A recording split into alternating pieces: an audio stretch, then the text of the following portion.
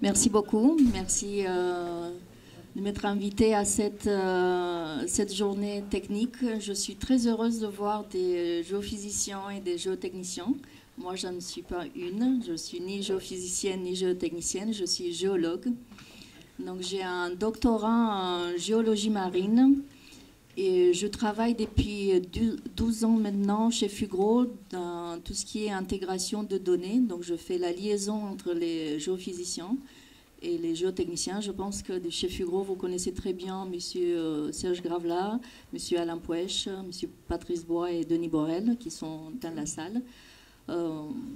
Moi, je connais pas beaucoup le monde de la GAP et de CFMS, mais chez Fugro, je fais le lien donc, entre les deux domaines, entre la géophysique et la géotechnique, en intégrant toutes ces données, en donnant de la valeur à la donnée géophysique et en aidant aussi les géotechniciens à mieux comprendre la répartition spatiale et la variabilité latérale des sols.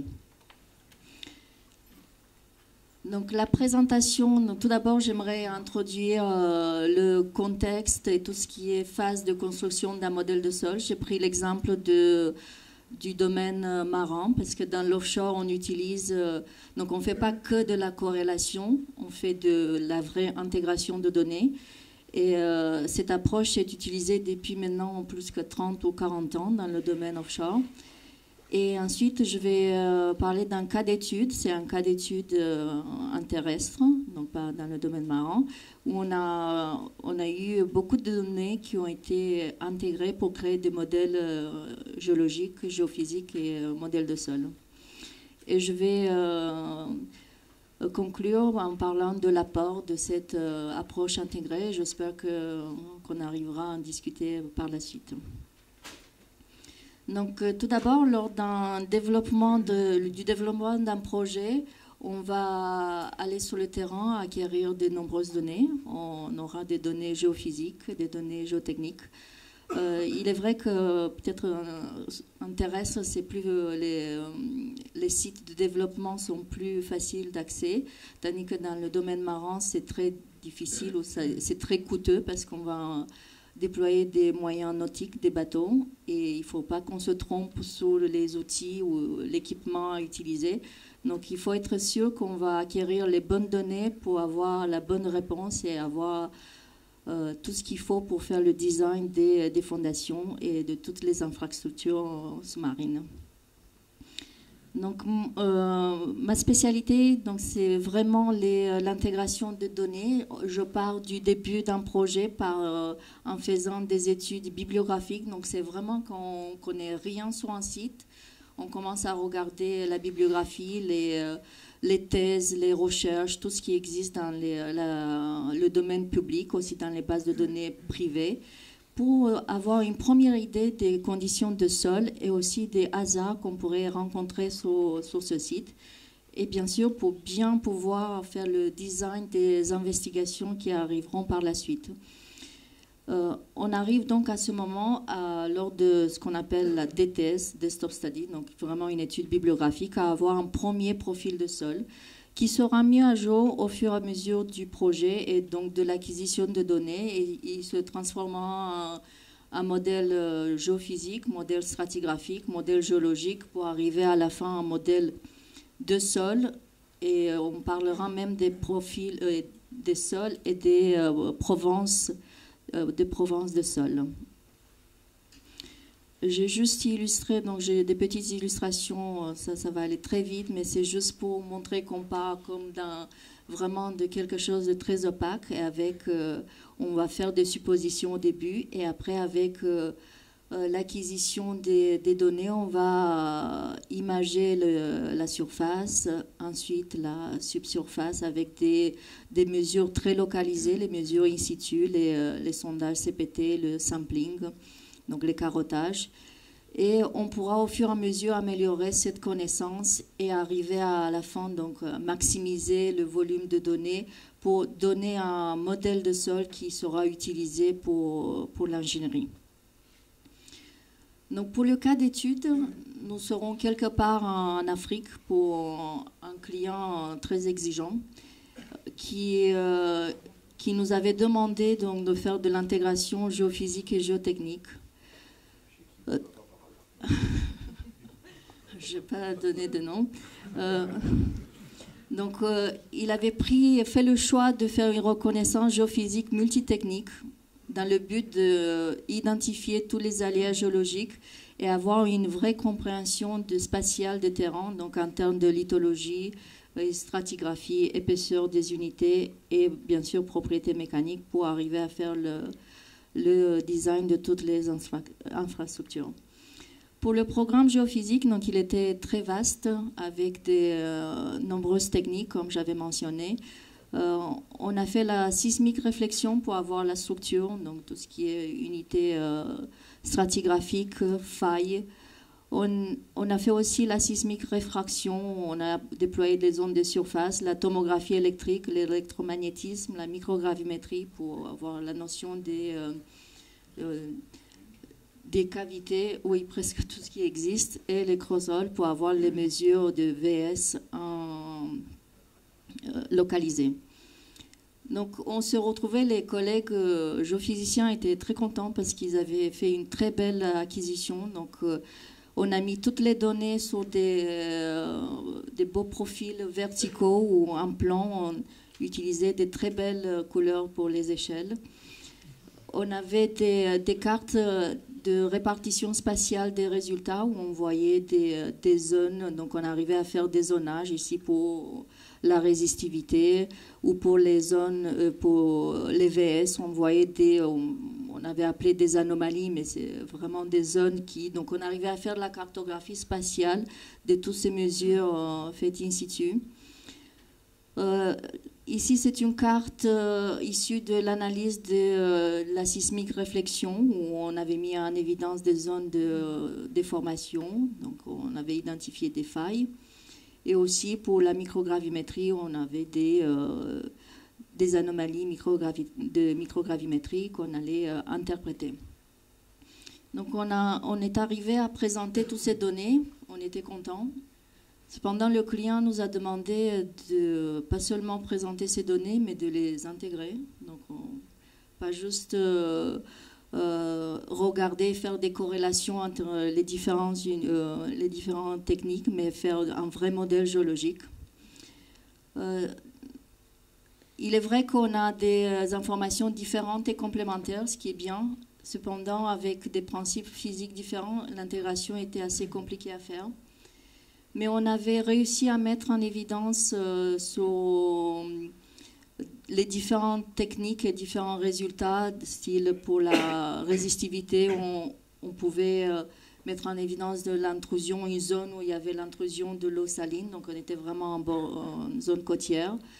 Il y avait des fortes valeurs qui démontraient l'existence d'une unité corallienne. Après, là, on arrivait à détecter la dureté des sols, faire de la classification aussi. Mais ce n'était pas vraiment suffisant et heureusement qu'on avait eu accès à des données géotechniques. Il y avait 7 forages géotechniques qui étaient classifiés aussi en différentes lithologies. Les sondages géotechniques ont été aussi interprétés en unités géotechniques afin de pouvoir corréler cela à toutes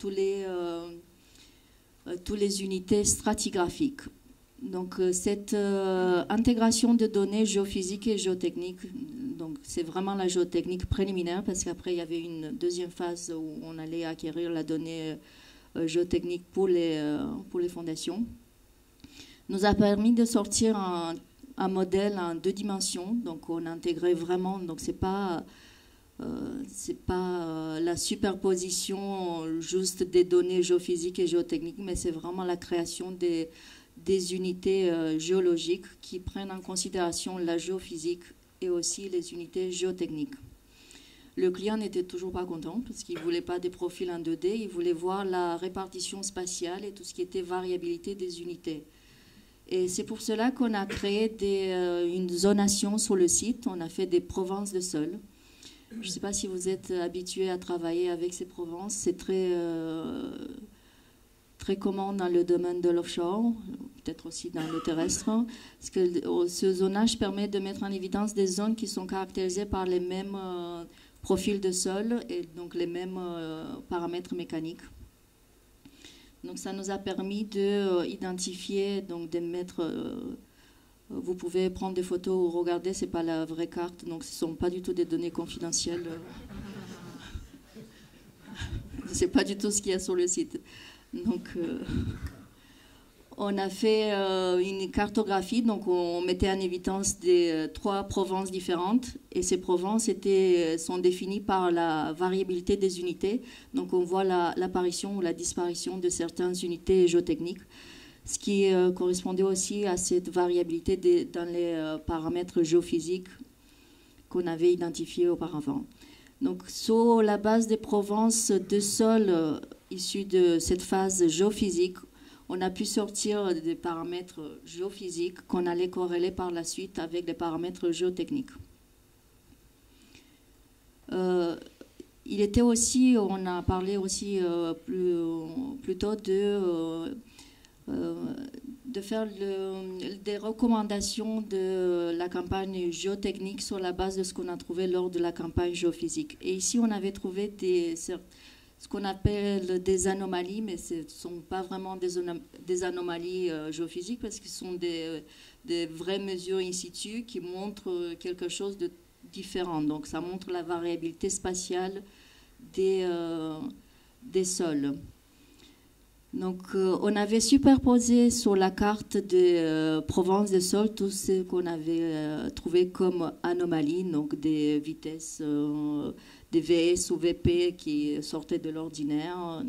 Et on est allé proposer aux clients d'aller faire des investigations, pas seulement sur les fondations, mais aussi dans ces zones, afin de savoir ce qui se passe, pourquoi on trouve ces variations.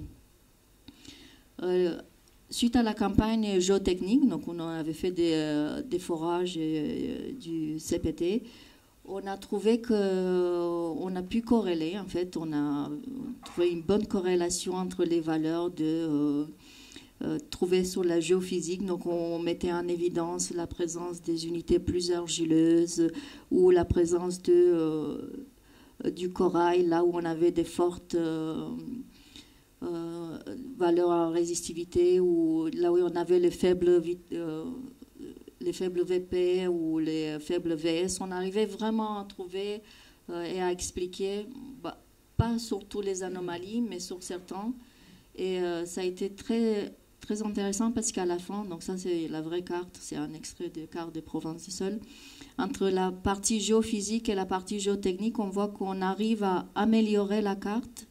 Mais ce qu'on a créé, le premier modèle, la première carte des provinces des sols faite sur la géophysique, correspond vraiment à la répartition des unités géotechniques sur le site. Donc c'était vraiment un vrai outil et la géophysique a eu un apport très important pour ce site.